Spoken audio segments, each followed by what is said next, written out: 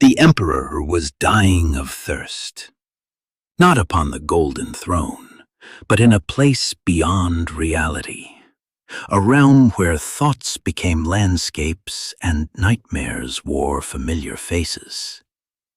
There was no sun, yet the light was blinding. A dead cedar stood alone upon an endless plain of salt and dust. Beneath it sat a withered man. His skin was cracked, his body was thin. Each time he lifted a few drops of muddy water toward his mouth, they turned to dust. Then the wind began to move. A figure emerged from a column of sand, silver armor, white robes, a golden crown burning upon his brow. Horus. He looked down at the man beneath the tree. Father. The emperor did not answer. Horus accused him of hiding the truth. This barren land was the warp, the source of the power the emperor had used to create his sons, a realm he had forbidden them to understand. Horus called him a thief, a liar wearing stolen glory. Shapes appeared within the heat behind him, a cyclops, a reaper, a winged horror, a beautiful serpent. The emperor's fallen sons, no longer merely primarchs, now vessels for the powers that had claimed them. Horus declared himself their king. The warp belonged to him. Dream and waking, night and day, every nightmare surrounding Terra, all of it moved according to his will. The emperor placed one finger against the ground. He drew a line through the dust. The earth split.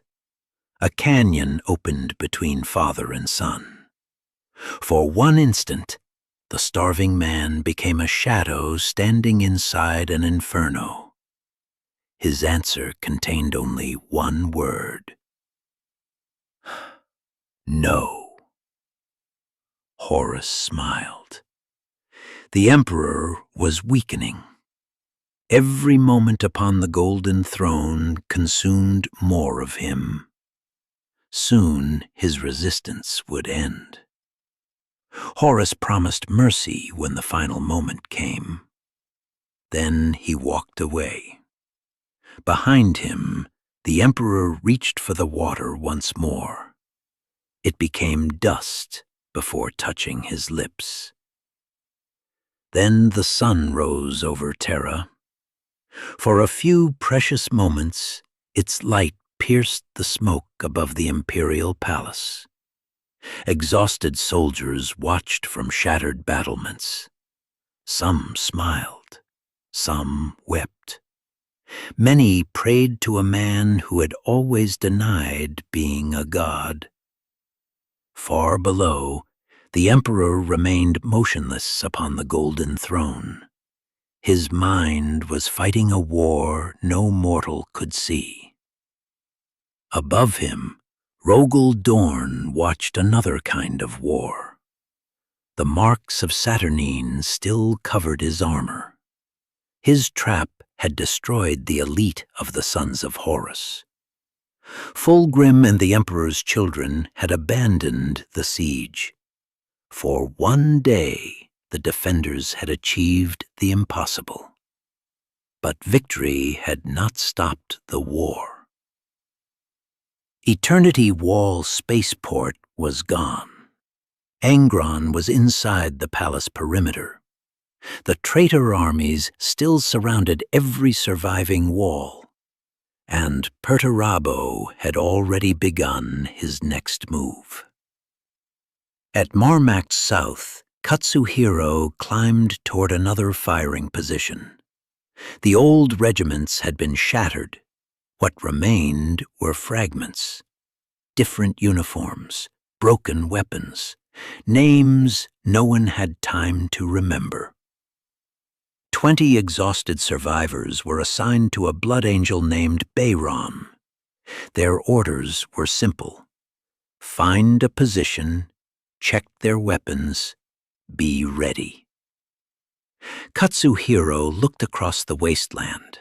He could see ruined towers and flashes of distant artillery, yet he still believed the Emperor was watching, that the Emperor knew every soldier holding the line. Then a soldier beside him looked toward the horizon. He had heard something. The warning reached Bab Bastion moments later. A full assault was approaching Marmak's south. Armor, aircraft, knights, traitor space marines. An entire army had drawn within kilometers of the wall before the defenders detected it. Arcamus ordered every position alerted. Saturnine was already history. The next battle had begun. No Titans had been sighted among the advancing forces. That should have been comforting. It was not. Because somewhere beyond the horizon, the greatest engines of the traitor legions were waking. And they were coming for Terra. The first sound was not an engine. It was a song. A high, distant note drifted across Marmak's south. Soldiers turned toward the horizon. Some thought they heard forgotten voices within it. Katsuhiro heard his sister singing. For a moment, he was no longer standing upon the walls of Terra. He was a child again, safe, laughing. Then a pillar of orbital fire struck the outer defenses.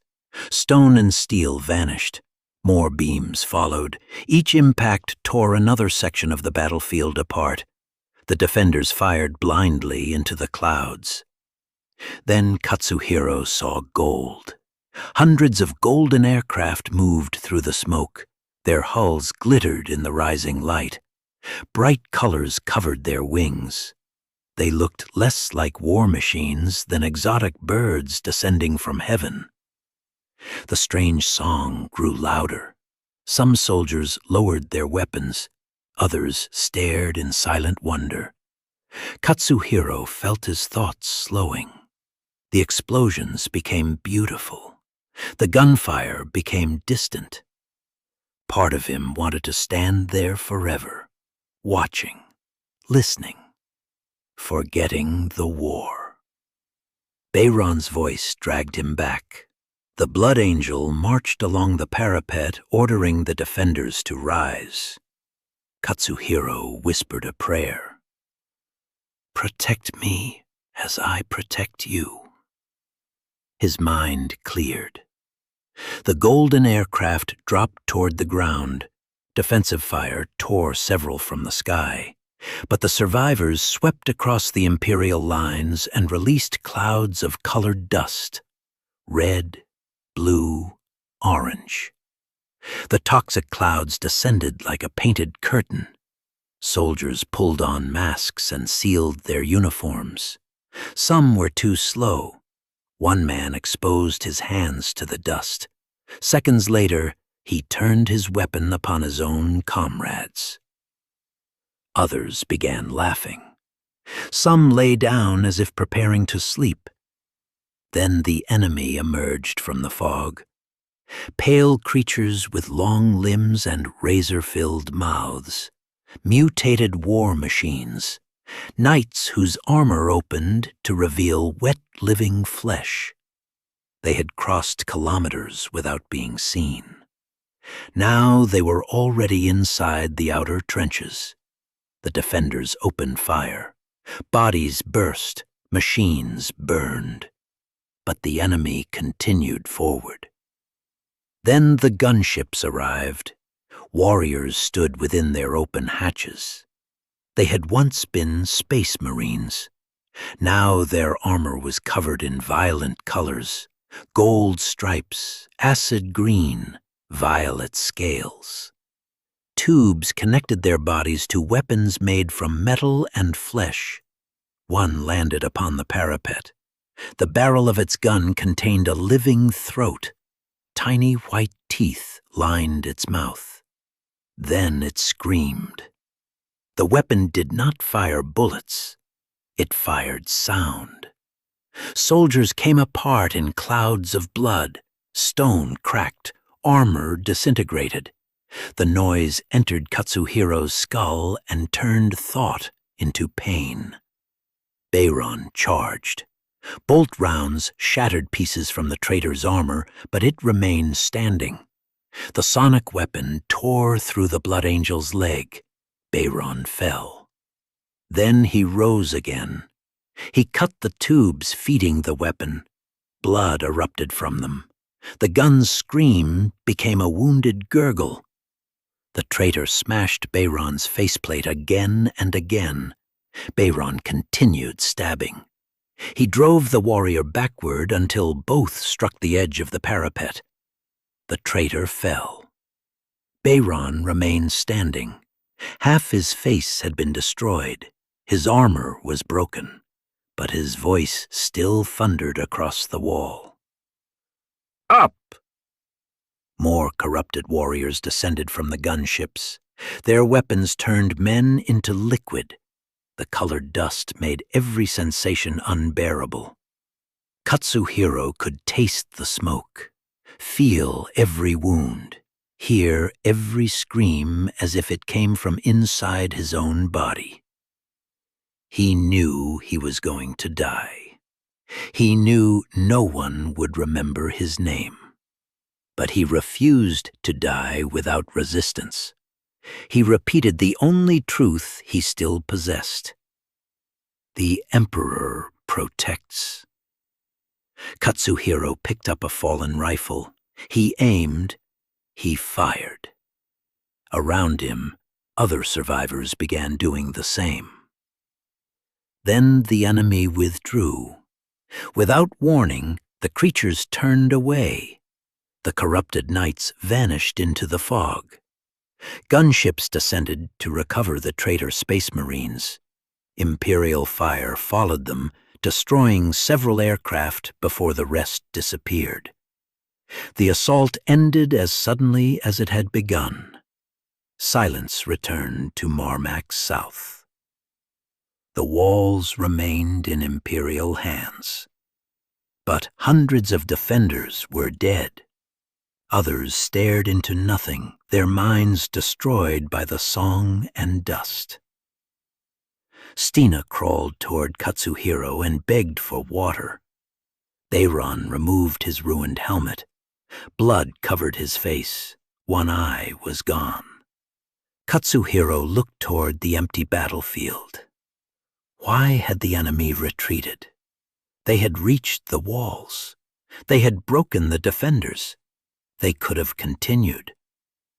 Bayron stared into the colored fog. He did not know the answer. Neither did anyone else. But the attack had proven something. The defenders could no longer trust their eyes. They could no longer trust their senses. And soon, they might not even be able to trust their own memories. Rogal Dorn entered the sealed war room beneath Bab Bastion. Malthador was waiting. So were representatives of the newly formed Adeptus Mechanicus.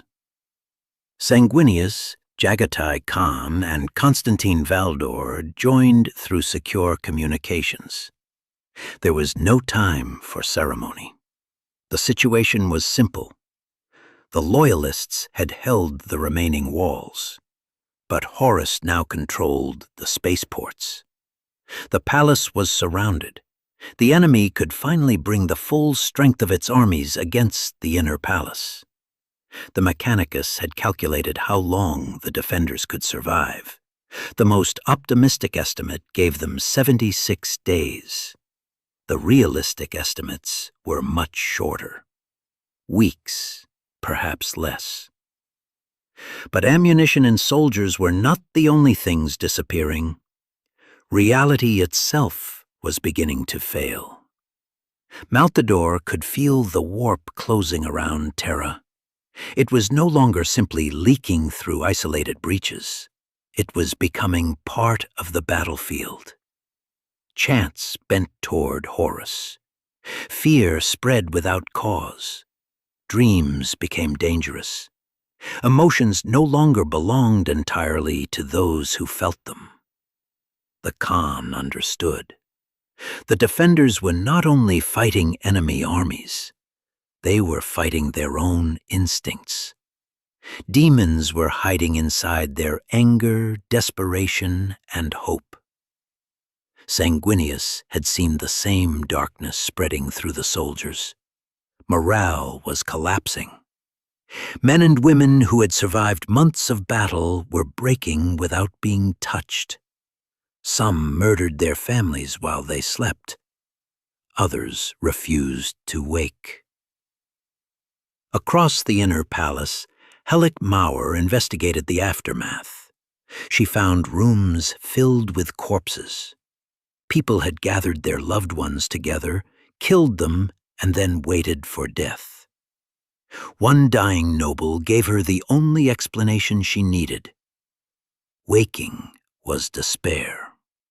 In dreams, they could remain forever. This was how Horus attacked now.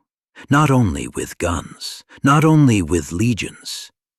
He was turning sleep into a weapon. Yet Dorn refused to surrender to fear. The defenders still possessed strength, not merely in flesh, but in iron. Deep beneath the palace, loyal titans waited within their vaults. Legio Ignatum, the fire wasps, one of the oldest titan legions in existence. Alongside them stood fragments of other legios, knight households, and mechanicus cohorts. Together, they possessed enough firepower to destroy cities. But they were divided. Some wanted to withdraw and preserve their engines. Others demanded an immediate counterattack. Some could no longer reach any decision at all. The same fear infecting the human population had entered the councils of the machine cult. Their calculations were becoming excuses. Their disagreements were becoming paralysis. Dorn ordered the Mechanicus representatives to resolve the crisis, by whatever means necessary. The final stage of the siege had begun. Every wall would be tested. Every weapon would be needed. Every remaining defender would be asked to give more than they believed possible. But Dorn possessed something stronger than calculation. He knew Guilliman and the Lion were coming. If Terra could survive long enough, the traitor armies would be trapped between the palace and the returning loyalist legions. The enemy had to break the walls before that happened. The loyalists only had to endure. The Mechanicus emissary warned that too much remained uncertain. Dorn smiled. Then they would end uncertainty in the only way that mattered. They would win. Far below, Princeps Tetrachoron dreamed of war. His mind was connected to the simulated spirit of his titan, Reginae Fororum. To an outsider, the connection was a neural interface. To the fire wasps, it was something sacred. They called it the incandescence, a place where human thought became machine action, where data became instinct, where a princeps no longer commanded a titan. He became it. Inside the simulation, Tetrachoron strode through a burning city. An enemy engine charged him, black and red armor, chain weapons large enough to tear buildings apart. Tetrachoron waited until the final moment. Then he fired. White light consumed the enemy Titan. Its void shields shattered, its armor became vapor. Engine kill. Then the simulation ended. Tetrachoron opened his eyes inside a human body. He hated how small it felt. He could still feel phantom pistons in his limbs, a reactor burning where his heart should have been. He wanted to walk. Every princeps of Legio Ignatum felt it. Their titans had remained underground while mortals died above them. That waiting was about to end. An emissary of the Fabricator General entered their chamber. He carried a summons for every engine of the Legio. 3 hours later, the fire wasps would gather. They did not yet know what Dorn intended. But the oldest war machines of Terra were finally being called to battle. The Titans were ready to walk. Their commanders were not. The Loyalist engines belonged to different Legios, Night Houses, and Mechanicus factions. Some demanded an immediate attack. Others wanted to retreat deeper into the palace. Every hour spent arguing gave Horus more time. But the crisis beneath Terra was only one part of the war. Far from the palace, Olanius' person was falling through time. He was not alone. Cat, Bale Rain, Dogent Crank, Hebet Zebus, and Graft, the loyal servitor who still called him Trooper Person. They had followed Ol through a cut in reality during the Battle of Calth. Since then, they had crossed broken fragments of space and history. Their destination was Terra. But the path between worlds was collapsing. They called it the Schism. Inside it, direction had no meaning. Looking upward could stretch a person into an endless line of thought and matter. Thinking about falling could make it happen. And something was following them. They never saw it. They only heard it moving behind them, closer after every jump. Ol used an ancient compass to find the correct moment. Then he raised his knife. The blade was older than empires. It could cut reality itself. The creature reached them before the compass became steady. Crank felt fingers touch the back of his neck. Ol slashed the air. The world opened. His companions ran through. Ol followed as the thing behind them reached for his body. They escaped, but only barely. Every cut brought them closer to Terra, and brought the hunter closer to them. On Terra, another survivor opened his eyes. Shiban Khan had fallen from Eternity Wall spaceport. He should have died. Instead, he awoke hundreds of kilometers from the inner palace, buried within the dust of the conquered Magnifican. His armor was shattered. The augmetics inside his body were broken. Blood and oil leaked from the same wounds. Every movement filled him with pain. Then he heard familiar voices. Torgan Kam, Targatai Yesige. Both were dead. Whether they were spirits, memories, or hallucinations did not matter. They ordered him to stand. Shiban moved one finger, then another. He forced his ruined body upright. Nothing remained around him but ash, wreckage, and carrion birds. The palace lay beyond the horizon. Between Shiban and safety stretched hundreds of kilometers of enemy territory. He pulled the metal pole from the ruins and used it as a staff. Then he began walking. No backward step.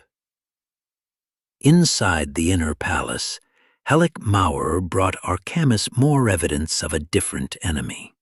Soldiers who had endured months of war were murdering their comrades. Officers were killing their own families. Workers were poisoning entire shelters. The victims and killers had no connection, but the survivors repeated the same idea. Waking was despair. Dreaming was escape. Arcamus gave Mauer a new duty: protect the palace from an enemy no weapon could kill. To help her, Malcador sent Andromeda 17. She was a surviving member of the Salinar, a specialist in human behavior, genetics, and patterns hidden inside chaos. Andromeda had studied the incidents. They were not caused by a conventional infection. The warp did not function like poison. It responded to consciousness. One frightened mind created a ripple. Millions of terrified minds created a wave. That wave returned to the people who had created it. It amplified their despair. They fed it. It fed upon them. The process was accelerating. The people inside the palace were not simply being attacked by the warp. They were helping to create the weapon destroying them. Mauer asked how they could stop it. Andromeda had no answer, only another question. What if the wave was not forming by accident? What if something was guiding it? The defenders had prepared for armies. They had prepared for titans. They had prepared for demons at the walls.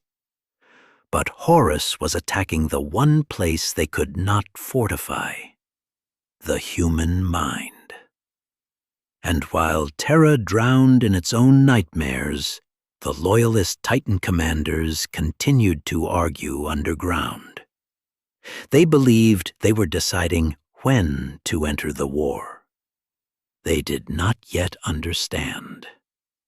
The enemy had already chosen for them. 460 commanders of Legio Ignatum gathered beneath the palace. Princeps, moderati, men and women who had joined their minds to machines capable of killing armies. Before them stood Sidon, Princeps Maximus of the Fire Wasps. He had commanded Titans for 1,000 years. Age had withered his flesh. It had not weakened his will.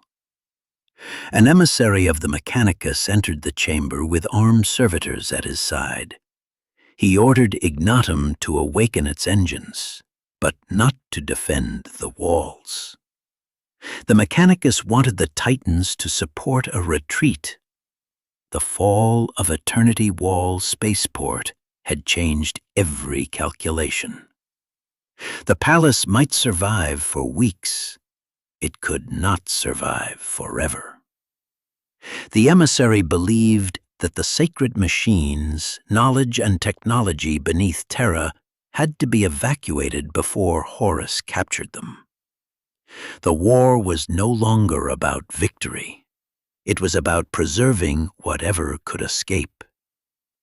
Sidon refused. Legio Ignatum had walked beside the Emperor since the beginning. Its engines had not come to Terra to flee. They had come to fight. The emissary warned him that annihilation was approaching. Sidon answered with the only truth the Fire Wasps accepted. They did not break. They did not run. They walked into the fire. And they won.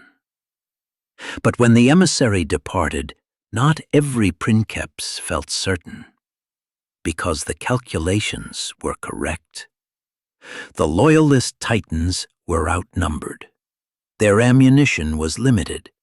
Many of the engines beneath the palace had already been damaged in earlier battles, and the traitors had not yet deployed their full strength. That was about to change. The captured spaceports began draining the heavens. Warships descended from orbit. Their holds opened. Tanks rolled onto the soil of Terra. Millions of soldiers followed. Knights emerged from immense cargo vessels. Creatures bred within the warp were dragged into the light with chains. Then came the Titans. The surviving engines of half a dozen traitor legios moved through the ports. Each minute added more warriors and machines to Horus's armies. Each second shortened the life of the Imperium. Forex watched the operation from Lionsgate Spaceport. To him, it was a machine of perfect destruction. Perturabo had planned every movement, every ship, every supply convoy, every artillery shell. Saturnine had failed. The elite of the Sons of Horus had been destroyed. But the loss changed nothing about the final equation. The traitors held the outer palace. They held the ports. Soon every available soldier in Horus's fleet would stand upon Terra. The entire 1,300-kilometer circuit of the ultimate wall would become a battlefield. The defenders would be forced to spread their remaining strength across every front. Then pressure would be applied everywhere at once. No trick, no secret passage, no reckless gamble. Only overwhelming force. Perturabo sat within a cradle of machinery and absorbed the war through streams of data. He had become the mind controlling Terra's destruction. Then Argonus arrived.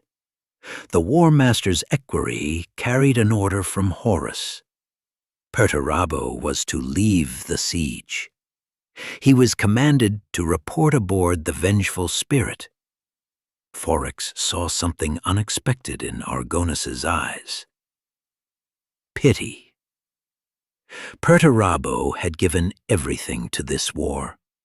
He had broken the solar system. He had reduced the palace to its final walls. Now Horus was calling him away at the moment of decision. Far to the north, 3 loyalist knights entered the blind zone beyond Mercury Wall. Acastia led them.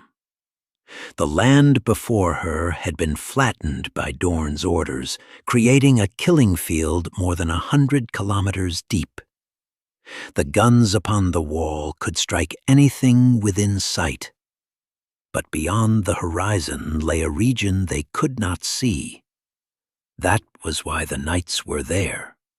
To hunt enemy scouts, to find forward bases, to warn the palace before another army appeared. But the blind zone was empty. No enemy signals, no weapon fire, no engine traces. Nothing. The other night pilots wanted caution. Acastia continued forward. The silence felt unnatural, as if the sea had withdrawn from the shore before a wave. Behind her, the walls disappeared beneath the horizon. Ahead, the fog grew thicker. The 3 knights were now alone. Then the ground began to tremble. Not from artillery, not from aircraft, from footsteps. Slow, distant, too heavy to belong to any knight. Acastia searched the fog. Her sensors found nothing, but something enormous was moving toward them. something that should not have been able to reach Terra unseen.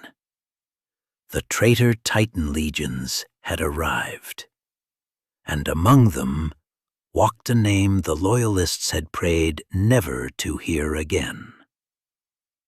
Mortis. The vengeful spirit was no longer merely a ship. Its corridors shifted, its statues wept silver tears. Things watched from shadows that should not have existed. Perturabo walked through them without slowing. Horus followed.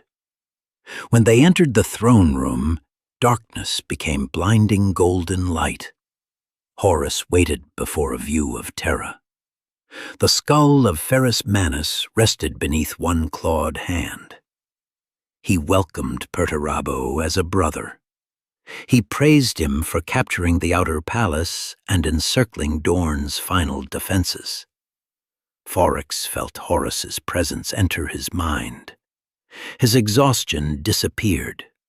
For a moment, every sacrifice seemed worthwhile. Perturabo felt nothing. The palace still stood.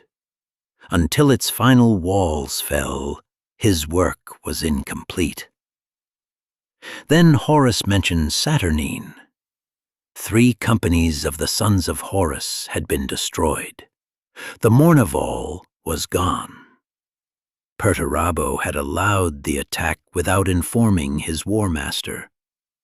Horus asked whether he intended to waste more of his sons. Perturabo answered that loss was part of victory. Horus smiled.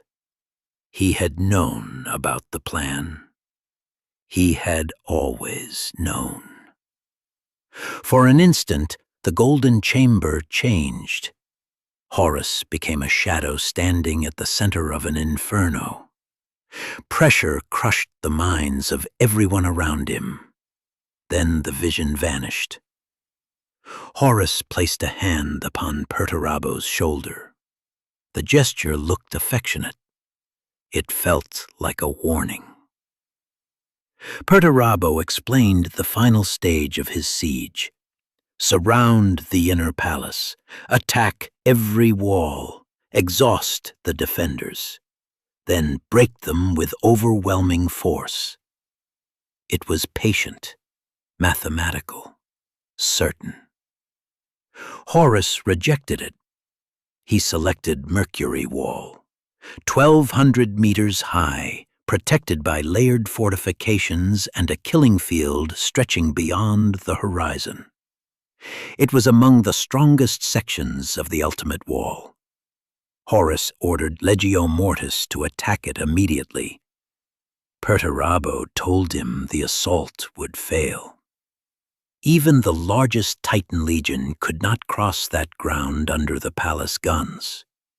Horus did not care about the projections. Mortis would reach the wall. Mercury would fall. Perturabo asked how. Because I will it so. The audience was over. At Lionsgate Spaceport, the coffin ships began to descend. Each arc was kilometers long. Their black hulls blotted out the sky. Servants of the Dark Mechanicum waited upon the platforms. Some fell to their knees. Others wept streams of corrupted code. The first arc locked against the port. A door 100 meters high opened. Darkness waited inside. Then something moved. Pistons drove thousands of tons of metal forward. The sound of scrap code filled every machine connected to the port. Numbers counted downward, toward zero, toward extinction. A colossal shadow reached the opening. The first Titan of Legio Mortis stepped into the light. The Death's Heads were the largest of the Titan legions. They had been the first to betray the Emperor. Until now, they had remained above Terra sleeping inside their coffin ships, waiting for the moment when Horus required annihilation rather than victory. That moment had arrived. But another force was also preparing to move. Beneath the rings of Saturn, Corswain stood aboard the phalanx. 10,000 dark angels had reached the solar system. They had expected to join the surviving Imperial fleet and wait for the Lion. Then the Astronomicon went dark. Without its light, Loyalist reinforcements could not navigate toward Terra. Guilliman might be coming. The Lion might be coming.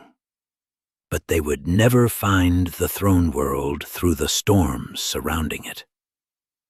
Corswain refused to wait. He would take his dark angels to Terra. He would reach the Astronomicon, and if its beacon had failed, he would relight it. The traitor fleet surrounding the planet contained thousands of ships. Mars belonged to the enemy. Every safe route was closed. Reaching Terra should have been impossible. Admiral Sue Casson listened to Corswain's plan. She asked whether he hoped to die. Corswain answered that hope had nothing to do with it. Without the beacon, Terra would never receive relief. Dark angels they might be, but now they would become bearers of light. Sue Casson agreed to help. The surviving Imperial fleet could not risk open battle, but it possessed one vessel built for an impossible task.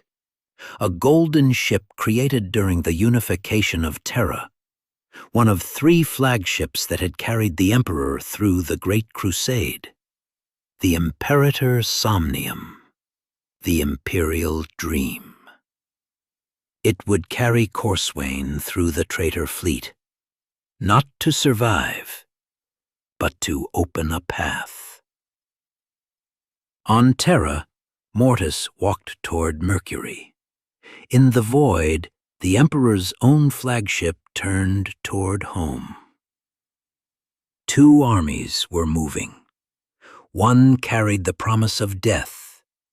The other carried the last hope of light. Acastia's knights found the first enemy machine at dusk. It was not a Titan. It was something worse.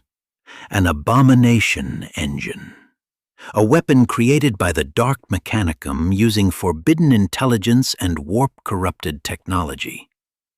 Its body moved like metal trying to imitate flesh. Weapons unfolded from its hull on mechanical tendrils. Acastia attacked. Its beams struck her ion shield and filled her cockpit with pain. For a moment, she believed she was dead. Then Dalaran and Pluton opened fire. The machine's void shield collapsed. Acastia charged and buried her knight's chain blade inside its core. The engine exploded. She had earned her kill. But Dalaran asked the question that mattered. Why was it alone? A weapon like that was too valuable to wander without support. The knights turned their sensors toward the darkness. At first, they saw nothing. Then lights appeared upon the horizon. 1, 10, hundreds. The Auspex displays filled with enemy signals. Tanks, transports, automata, knights, aircraft, titans. This was not a column. It was a tide stretching across the northern horizon. An entire army was moving through the blind zone beyond the sight of Mercury wall. The ground trembled beneath its weight. Acastia and her companions turned back toward the palace. They ran for 3 days without sleep. The enemy followed. Sometimes the knights detected movement behind them. Sometimes they heard a low vibration through the earth. Sometimes they saw enormous shapes walking inside the fog. But whenever they turned their sensors toward them, the readings disappeared. The darkness itself seemed to be advancing. 10 kilometers from Mercury Wall, their communications finally reached the defenders. Command asked the Castia to estimate the size of the approaching force. She searched for a military classification large enough. There was only one. Annihilation strength. The report reached Dorn beneath Bab Bastion. Some commanders questioned it. Why would Horus attack the strongest wall? Mercury was nearly intact. Its guns covered a killing field 120 kilometers deep. Any conventional army crossing that ground would be destroyed. But this was not a conventional army. The ground sensors confirmed the movement of multiple God engines. The Mechanicus representatives identified the only force capable of such an assault: Legio Mortis, the Death's Heads. The largest Titan legion in existence. A full Legio supported by knights, armor, infantry, and the war machines of the Dark Mechanicum. Mortis had been present since the beginning of the siege, yet its engines had never entered the battle. Horus had preserved them for this moment. The Traitor attacks intensified across every other wall. Dorn could not move soldiers away from those fronts. If he weakened them, Horus would break through elsewhere. Mercury would have to face Mortis with the forces already available. Dorn turned to the Mechanicus. Strength would be answered with strength.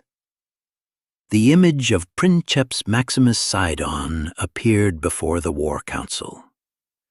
Legio Ignatum had received its command.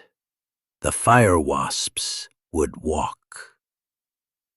More than 50 Titans emerged from the vaults beneath the palace. They moved through empty streets in a column 4 kilometers long. Warhounds stalked ahead. Reavers followed. Warlords towered above them all.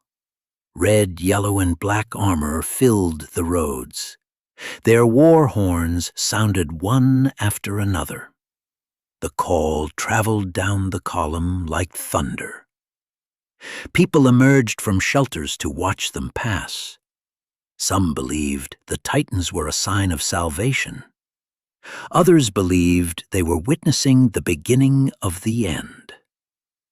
Behind the engines came their support armies: Scutari, servitors, mobile forges, ammunition haulers large enough to resemble buildings. Thousands of specialists were required to keep each god machine alive.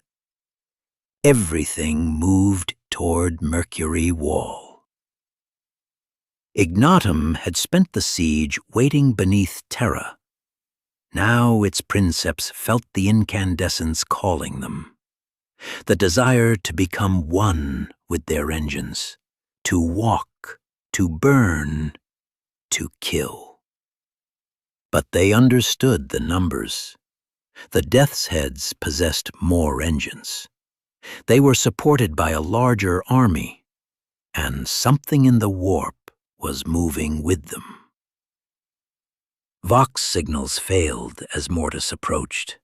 Sensors filled with corrupted code. Defenders dreamed of machines walking through endless darkness, then woke with the sound of counting inside their skulls. Each step of Mortis carried the count closer to 0. Legio Ignatum had promised that it would not retreat. Soon that promise would be tested. 2 of the oldest Titan legions were marching toward one another. Both had been born on Mars, Both had once defended the same faith. Now they would meet upon Terra, and only one would walk away. Night fell within the warp. Beneath the dead tree, the Emperor remained alone. The desert around him was not real. Neither were the stars. They were memories given form by his exhausted mind. Then a young man approached through the darkness. He wore a torn white robe and carried a simple wooden staff. It was Malcador. He brought water.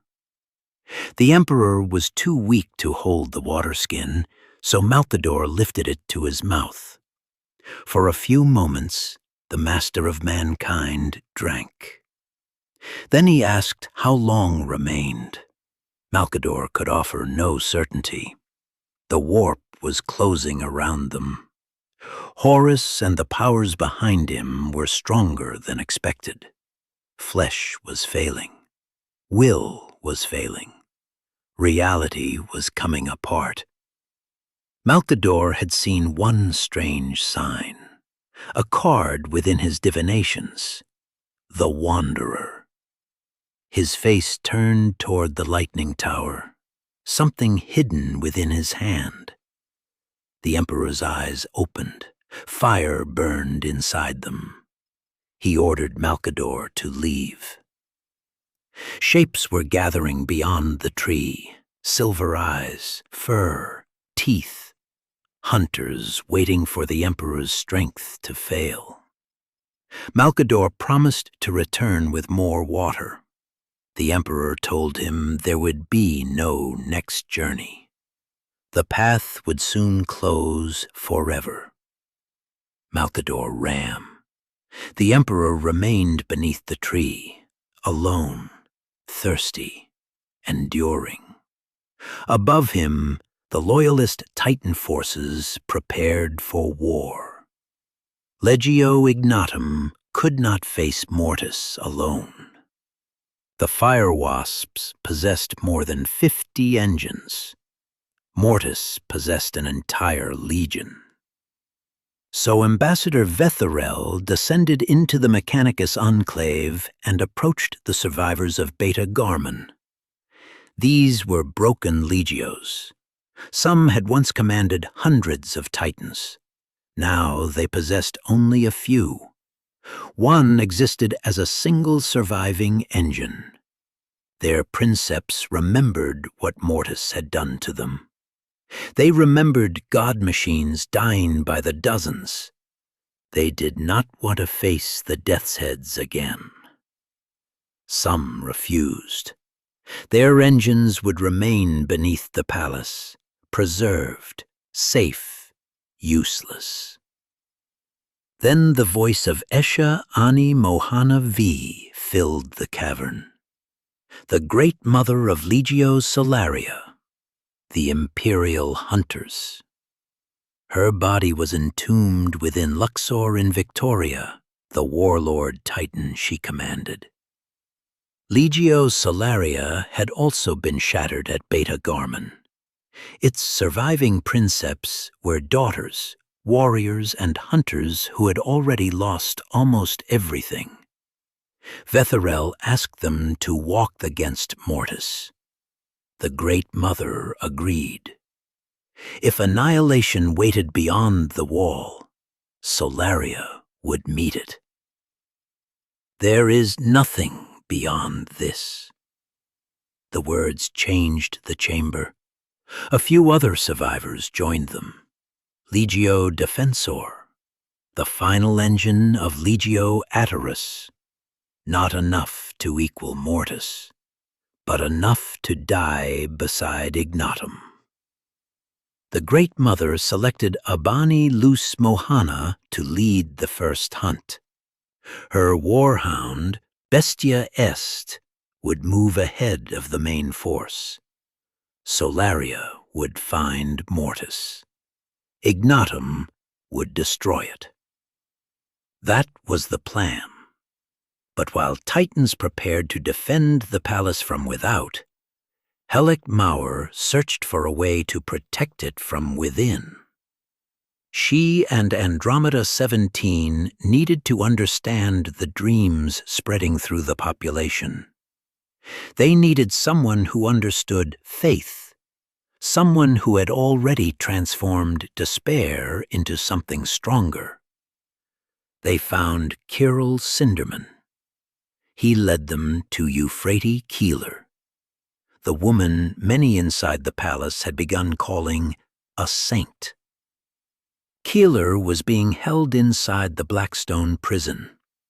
The strange material weakened the warp, but the prison had begun producing dreams of its own.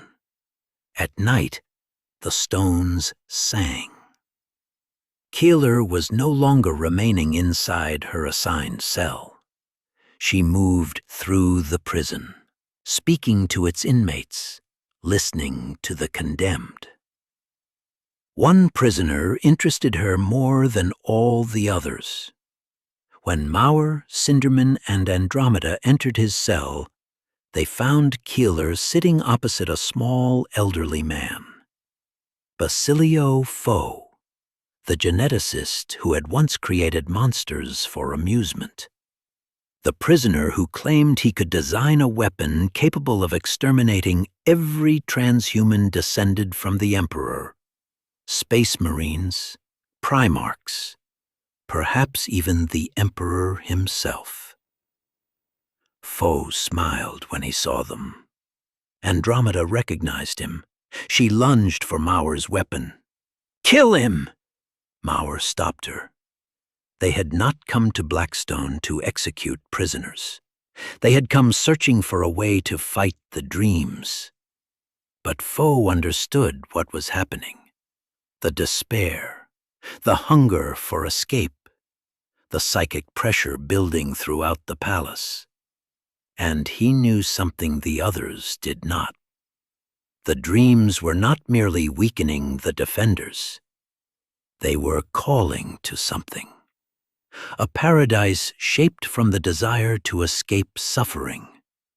A place that promised safety, peace, an end to fear. And far beyond the palace, Olennius Person and his companions were already walking toward it. Olennius Person finally reached Terra, but he arrived thousands of kilometers from the palace. He and his companions stood upon the shore of a sea that had vanished 30,000 years earlier. The old watercourse was now a desert of salt and white dust. Warships hung in the distant sky. The correct world, the correct time, the wrong place. Cat heard something calling from the east, a psychic thread pulling them toward Hatay and Takya Hive. The city had once been a miracle. A vast hydroponic complex built to preserve the plants and waters of old Earth. Now it shimmered on the horizon like a memory. Between Ol's group and the hive walked thousands of people, pilgrims. Some were starving, others were swollen and sweating. All moved with the same empty joy. Fragments of colored glass hung around their necks. Blood marked the ground beneath their feet. They were not fleeing the war. They were walking toward a promise. Paradise. Ol felt it too. The distant hive suddenly appeared closer. The heat disappeared. For one moment, another step seemed capable of ending every burden he had carried across his long life. Then John Grammaticus reached into his mind. His voice was broken. Fragments of different memories and personalities spilled through the connection. John had tried to find Ol. Instead, he had entered the psychic trap surrounding the hive. Now he was caught inside. Before the connection failed, he delivered a warning. The enemy knew Ol had arrived. The thing that had followed them through time was still coming, and John needed help. Two figures separated from the procession of pilgrims. One was hidden beneath layers of colored cloth. The other was tall and thin, her face concealed behind a red veil. Hooks pierced her lips, finger bones hung from them. She asked Ol what he sought. He understood the danger. He also understood that John was somewhere inside it. "We seek paradise." The veiled woman welcomed them. Far away, inside Blackstone, another group prepared to fight the same temptation. Cinderman explained his plan to Euphrates Keeler. The despair spreading through the palace was creating a wave within the warp. Millions wanted nothing except escape. Their longing gave strength to the dreams. The dreams returned stronger. People killed those they loved because death seemed kinder than waking. Conventional weapons could not stop it, but faith might. Hope could create its own psychic force. If enough people believed the Emperor protected them, that belief could oppose the despair feeding the enemy. Keeler could begin that reaction. But first, she had to leave Blackstone. To gain her freedom, she would have to renounce her faith. She would swear not to preach the Emperor's divinity. Then she would leave the prison and do exactly that. Keeler rejected the idea. The oath would be a lie. Cinderman answered that it would be a lie serving a greater truth. Even Basilio Foe supported the plan. He had no love for the Emperor, but he preferred a false god created by humanity to the real gods waiting within the warp. The custodian Amun Toramachian listened. His duty was to enforce the Emperor's command. The imperial truth denied all gods. Keeler's religion violated everything the Emperor had built, yet Amun understood what was at stake. He could not authorize the plan, but he could leave the cell. If Keeler swore the required oath, he would not prevent her departure. He warned them that both sides would hunt her. The powers within the warp would sense the threat she represented, and loyal imperial authorities would try to arrest her for betraying the imperial truth. Amun could offer no protection. His purpose was not to defend the Emperor's ideals. It was to preserve the Emperor himself by any means. Then he walked away. Keeler remained silent. She had built her faith upon truth. Now its survival required deception. Finally, she agreed. She would take the oath. She would tell the lie. And then she would carry faith into the palace. The war for Terra was no longer only a battle between armies. Mortis marched toward Mercury Wall. Paradise called to the desperate. And inside the darkness, the leaf itself was becoming a weapon.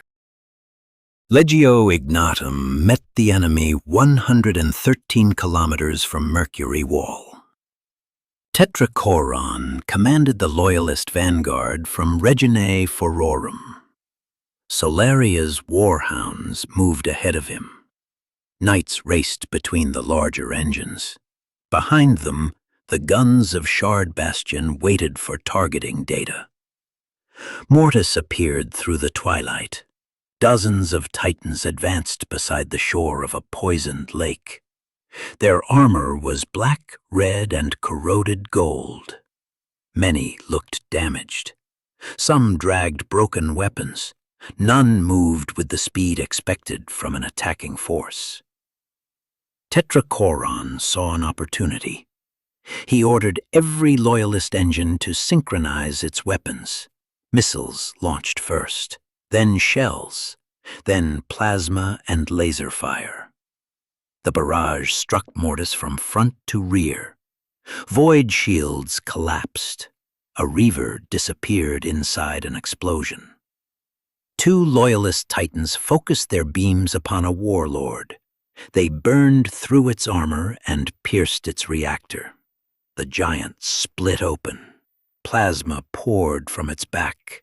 It fell into the lake. More Titans died around it. Then the guns of Mercury Wall joined the attack. The night became white. Artillery shells crossed more than 100 kilometers. Plasma blasts descended like falling stars. The ground vanished beneath fire.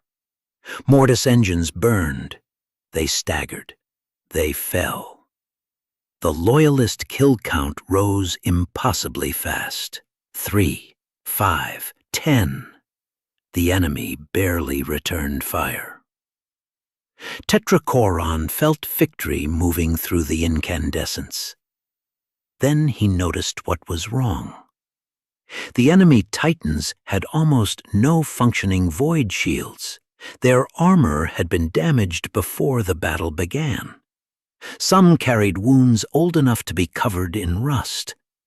They were not fresh engines recently unloaded from orbit.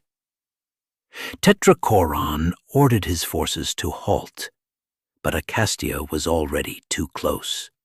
Her knight stood beside a fallen Reaver. The Titan had looked at her before it died.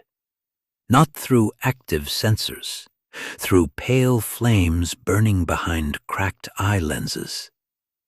Acastia watched the dead engine move. Broken limbs pressed into the mud. Its ruined head rose. Cold light filled its skull. The destroyed Titan stood again. Acastia transmitted a warning.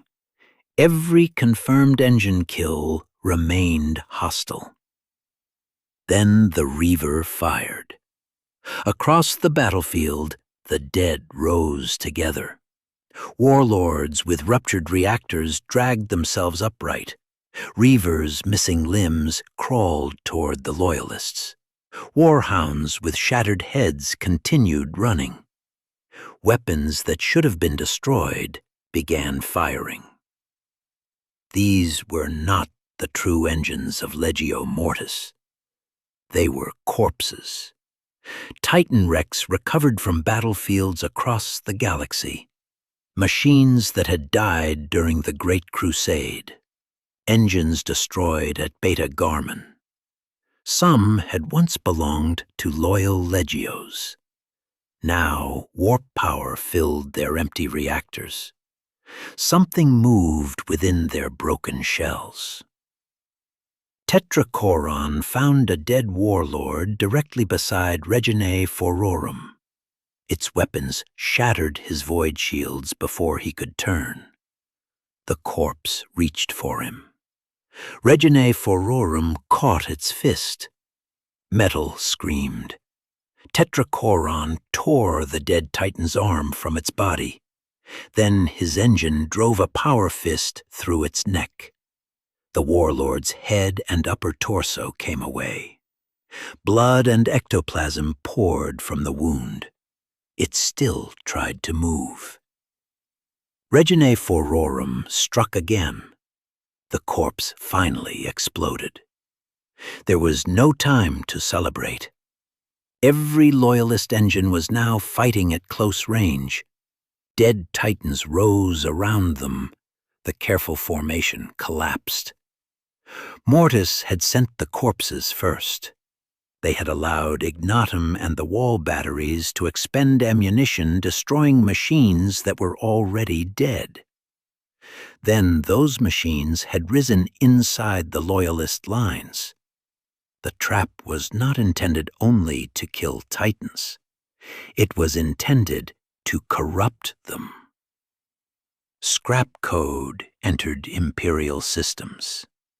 Princeps saw memories that did not belong to them. They heard engines screaming across battlefields from decades earlier. Legio Ignatum attempted to close its communication channels. It was too late. The enemy transmissions were not using traitor codes. They were using loyalist signals. The dead Titans spoke with the voices of the princeps who had once commanded them. Voices still recognized by the machine spirits of Ignatum.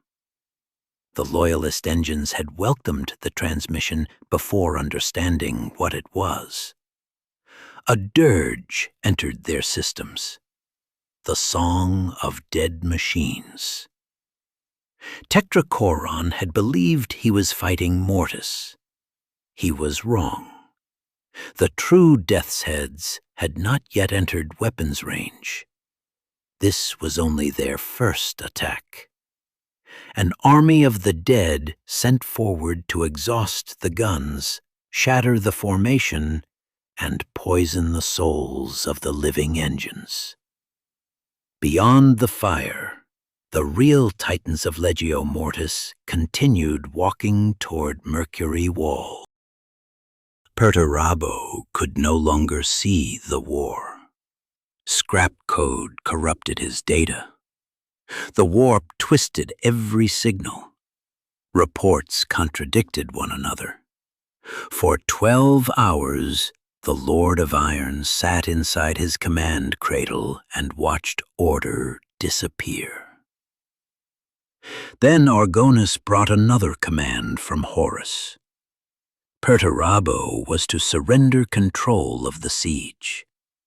His legion would be divided among the assault forces. Mortarion and the Death Guard would replace him. Phorix could not believe it. The Iron Warriors had broken the solar system. They had captured the outer palace. They had delivered Horus to the final walls. Now they were being pushed aside before the victory they had created. Perturabo understood why. This was no longer a war. It was a storm. Sorcery had replaced strategy. Demons had replaced soldiers. Horus no longer wanted conquest. He wanted an apocalypse. Perturabo had spent his life serving masters who valued him only for destruction. First the Emperor, now Horus. Both had praised his strength while forcing him to bury everything he might have built. He would obey no longer. Perturabo ordered the Iron Warriors to withdraw. Every warrior, every ship, immediately. Argonus warned that Horus would declare him an outcast. He would be hunted after the war. Perturabo accepted the price. The cause was dead. The War of Legions was over. He would not sacrifice his sons to feed the hunger of gods. The Iron Blood left Terra. Most of the 4th Legion fleet followed. The traitor ships attempted to stop them. But Perturabo had controlled the siege for too long. By the time the other commanders understood what was happening, the Iron Warriors were already gone. Their departure created confusion throughout the fleet surrounding Terra. And into that confusion came a golden ship. The Imperator Somnium. The Emperor's flagship approached beneath systems that concealed its mass and engines. By the time the traitors detected it, the Imperial Dream was already deep within their defensive sphere. It did not slow. It did not change course. It flew directly toward Terra. The traitor ships opened fire. Torpedoes struck its void shields. Lances burned across its golden hull. Horus watched from the vengeful spirit. He understood that the Emperor was not aboard. He gave a simple order: kill it. The enemy fleet closed around the Imperial Dream. They believed it was alone. They could not see the Dark Angel's warships hidden within its shadow. 10,000 warriors waited behind the Emperor's flagship. Corswain watched the shields fail layer by layer. He knew the ship would die. That was its purpose. The Imperator Somnium was not trying to survive. It was carrying the Dark Angels close enough to fall upon Terra. The traitor fleet moved in for the kill. Then the Imperial Dream fired. 10 Nova cannon shells launched in a single heartbeat. Each projectile was large enough to destroy a squadron. World Eater's cruisers vanished. Frigates became clouds of fire. An Emperor's Children battle barge burned and exploded. Self-guided torpedoes followed. The flagship tore open a path through the fleet that surrounded it. Then Corswain gave the order: strike. The Dark Angel's vessels accelerated from behind the dying ship. Drop pods launched. Gunships filled the void. Assault craft began their descent. The traitors finally saw them. They turned their guns upon the First Legion, but the Dark Angels were already falling through the atmosphere. Corswain released every remaining craft. The Legion ships carrying them were now empty. The Imperator Somnium struck the abandoned Wrath's descent. For one instant, the universe became white. Then golden fire spread across the orbit of Terra. The explosion consumed the Dark Angel's ships and the traitor vessels surrounding them. Ancient warships that had survived the Great Crusade were torn open. Even the vengeful spirit saw the light. Below the detonation, more than 500 Dark Angel's craft continued falling. Some were destroyed. Most survived. Their target was the Astronomicon. The beacon had gone dark. Without it, Guilliman and the Lion could not reach Terra. Corswain would relight it, or die upon its walls. Behind him, one of the greatest ships humanity had ever built disappeared in flame. The Imperial Dream had carried the Emperor through the stars. Now it died above the world where it had been created, not to win the war, not even to save Terra, but to deliver one final chance. A chance carried by 10,000 knights in black armor. A chance falling from a burning sky. Paradise was a lie. Inside Hutte and Takya Hive, gardens remained green beneath crystal domes. Water flowed, trees carried fruit. The war seemed impossibly distant, but the silence was wrong. Olanius found John Grammaticus trapped inside the dream. Litu was with him. So were images of everything the travelers had lost. Baal Rain saw his wife Neve. She had died on Calth. Here she waited for him as a perfect marble statue. She smiled. She promised that they could remain together forever. Ol recognized the trap.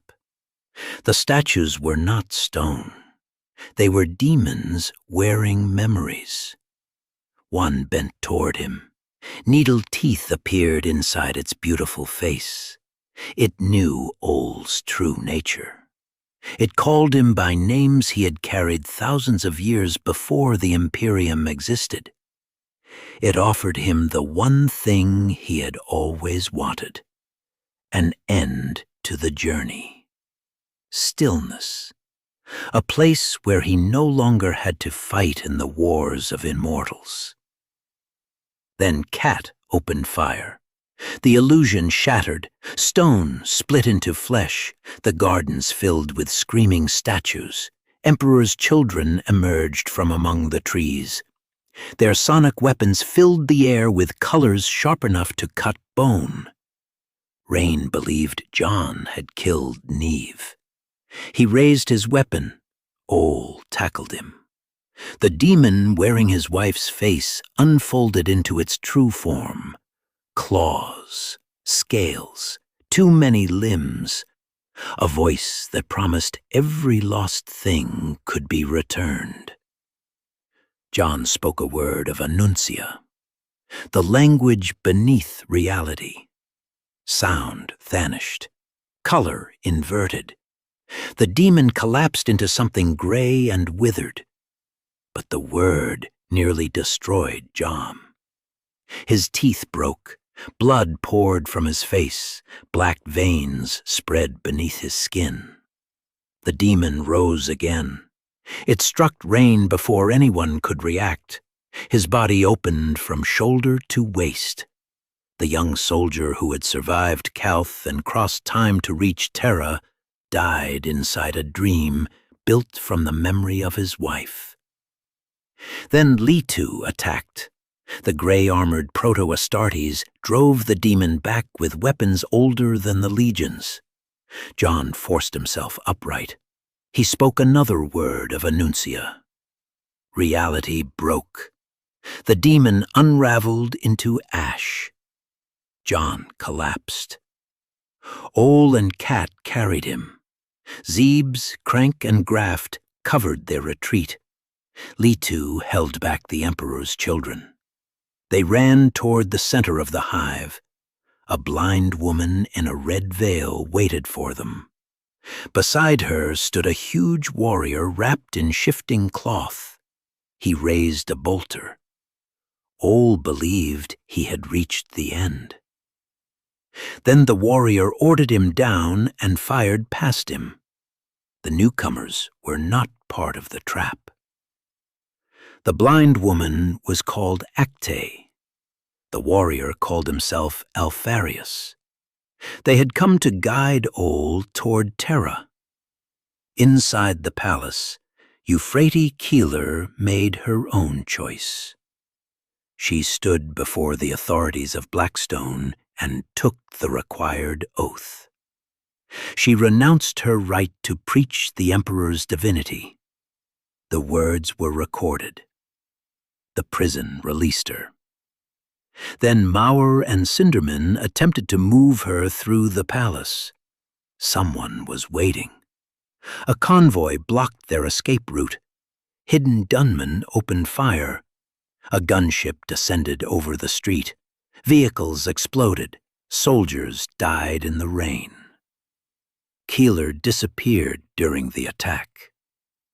Maur found Cinderman wounded but alive. He had seen Keeler escape. He did not know where she had gone. That was enough. The saint was free. The oath she had taken was already broken in her heart. She would carry faith into the shelters, hospitals, and firing lines, not as doctrine approved by the Imperium, as rebellion against despair. The enemy understood the danger. That was why it had tried to kill her before she could begin. For months, Horus had used the warp to amplify humanity's fear. Now Keeler would give humanity something else to amplify: hope. Not the rational hope that reinforcements might arrive, not the military hope that the walls might hold. Something simpler. The belief that suffering had meaning, that sacrifice was seen, that the Emperor protected. It was a lie according to the imperial truth. It was treason according to the law Keeler had sworn to obey. But Terra no longer needed a truth that explained the universe. It needed a reason to survive one more day. The Loyalist Titans were losing. Ignatum had destroyed the dead engines sent against them, but the victory had consumed ammunition, damaged reactors, and shattered their formation. Then the true Legio Mortis entered the battle. Its titans carried demons within their cores. Weapons aged metal into dust. Scrap code poisoned Loyalist systems. Orbital fire fell ahead of their advance. The guns of Mercury Wall began failing as despair consumed their crews. Some abandoned their posts. Others murdered their officers. Some overloaded their own weapons because death promised an escape into dreams. Tetrachoron's battle group attempted to withdraw and rearm. 40 of the 55 Titans that had first walked remained operational. None possessed kinetic ammunition. Mortis continued forward. Ignatum used weapons it had preserved since the oldest wars of Mars. Vortex missiles. 7 launched together. Each warhead tore a hole through reality. Titans, tanks, and demons were dragged into the warp. Matter twisted. Light vanished. Existence screamed. For one moment, the advance disappeared. Then Dies Irae walked between the vortices. The ancient Traitor Titan moved through the wounds in reality untouched. Its war horns sounded. Demons poured from the collapsing portals around it. Even annihilation had failed to stop Mortis. Inside Bab Bastion, Rogal Dorn finally admitted his fear. He had built the defenses. He had calculated every sacrifice. But he could not see the enemy now attacking them through dreams, corruption, and sorcery. The Emperor remained silent. Dorn asked Sanguinius whether he was equal to the task. Before the angel could answer, a man dressed in black entered. Aurum, first prefect of the Ordo Sinister. He was a pariah, an emptiness within the warp wearing human form. Every instinct demanded that those around him look away. Aurum carried a black seal bearing the Emperor's authority. The Emperor had not spoken to Dorn, but he had sent an order. Release the Ordo Sinister. Dorn understood what that meant.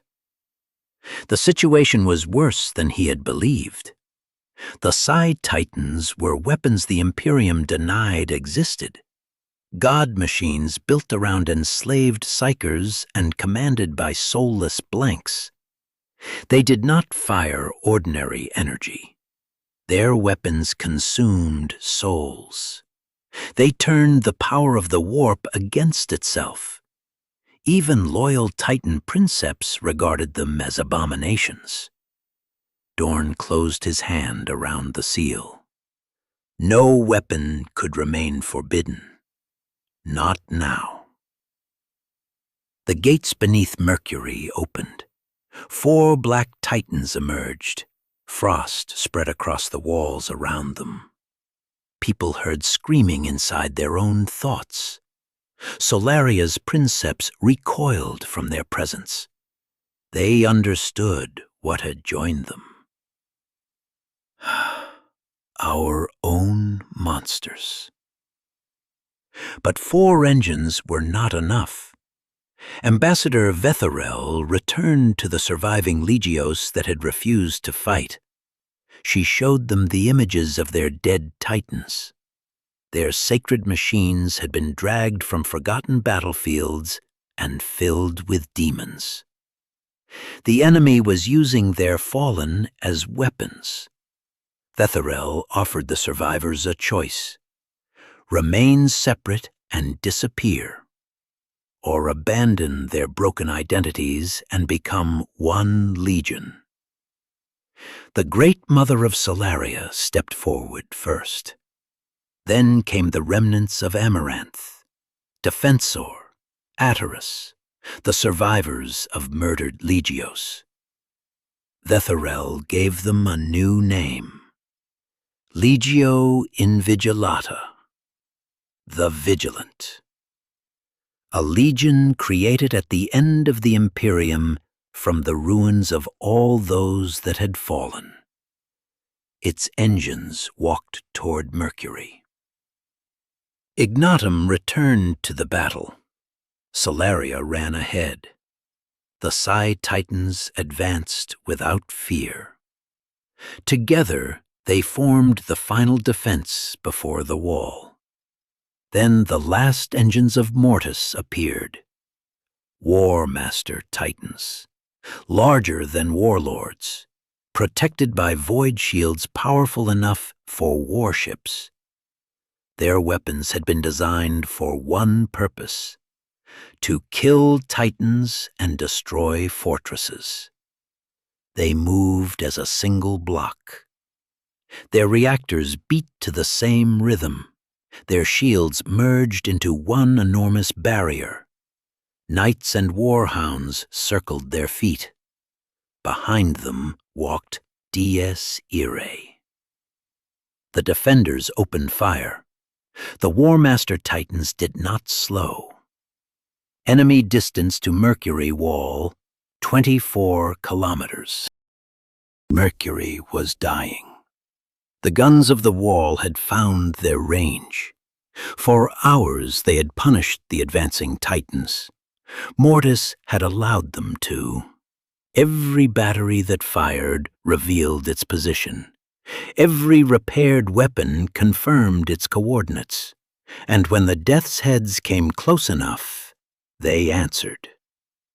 Warp missiles vanished the instant they were launched.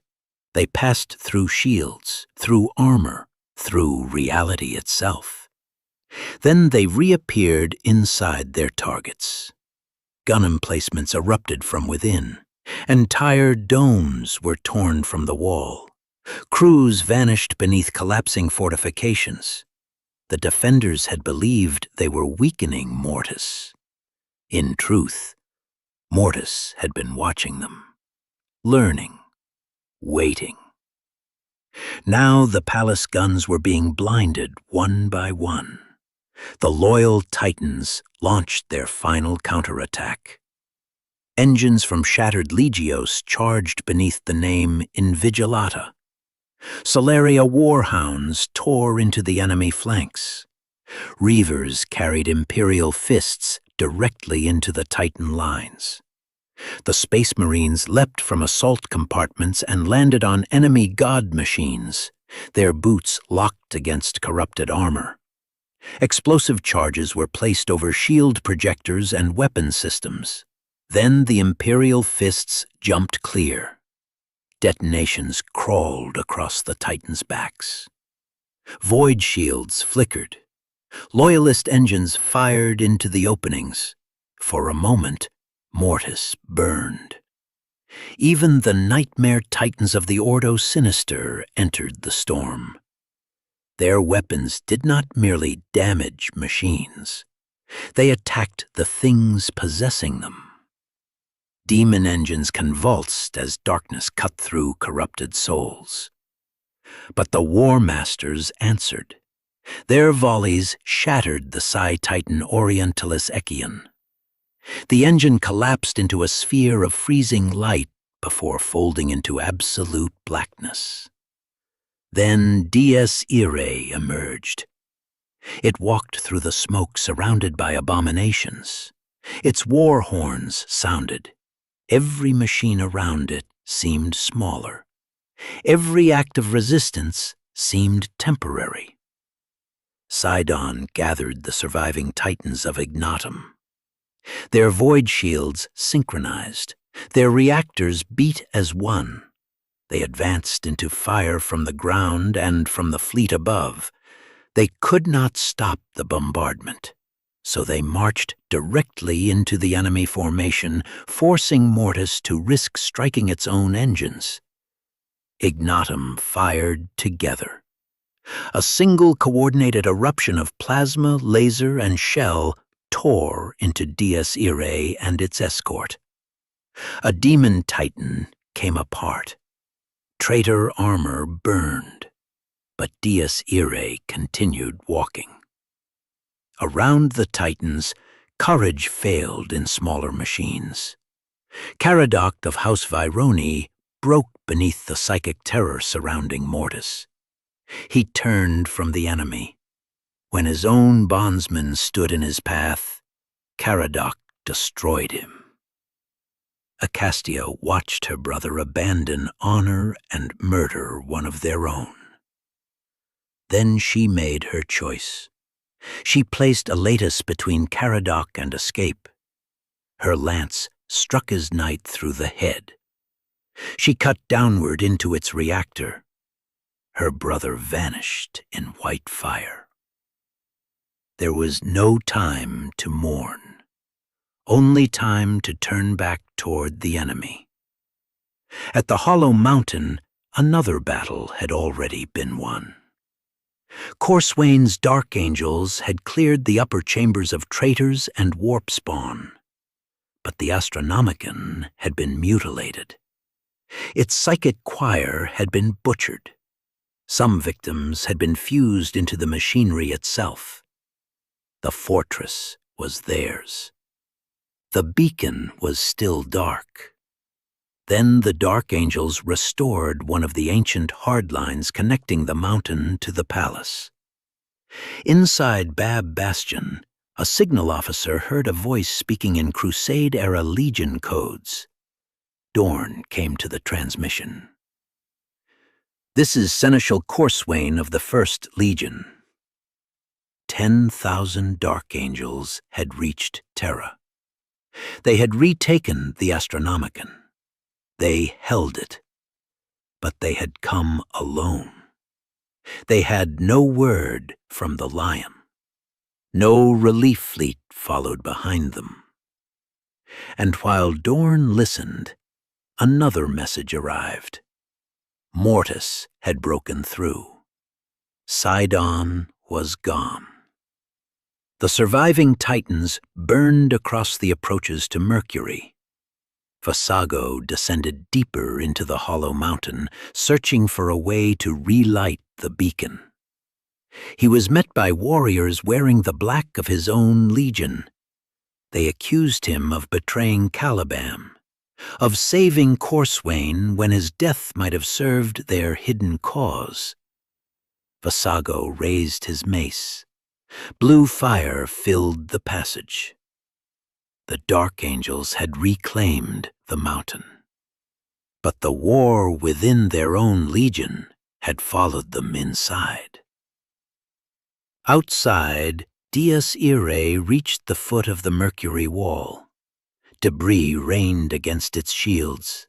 Fire rolled across its armor. The Titan slowly raised its head toward the palace above. Then its war horns sounded. The defenders had delayed the inevitable. Now the gods of Mars had arrived at the walls of the Emperor.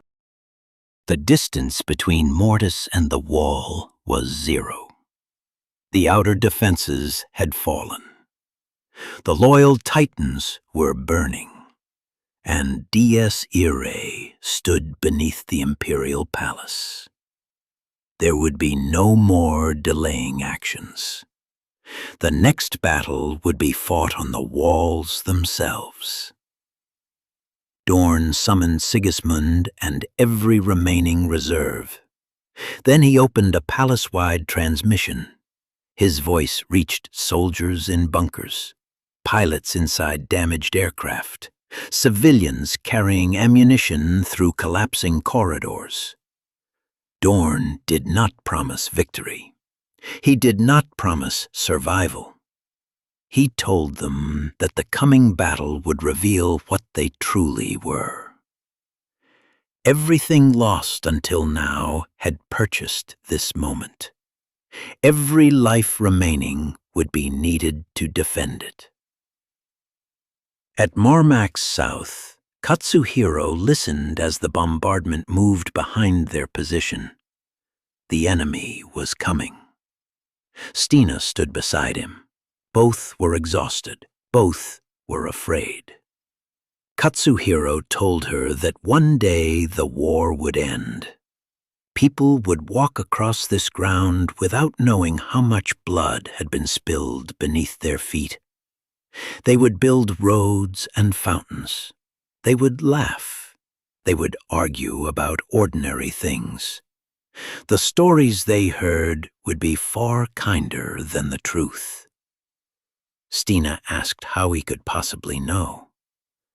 Katsuhiro gave the only answer he had left: faith.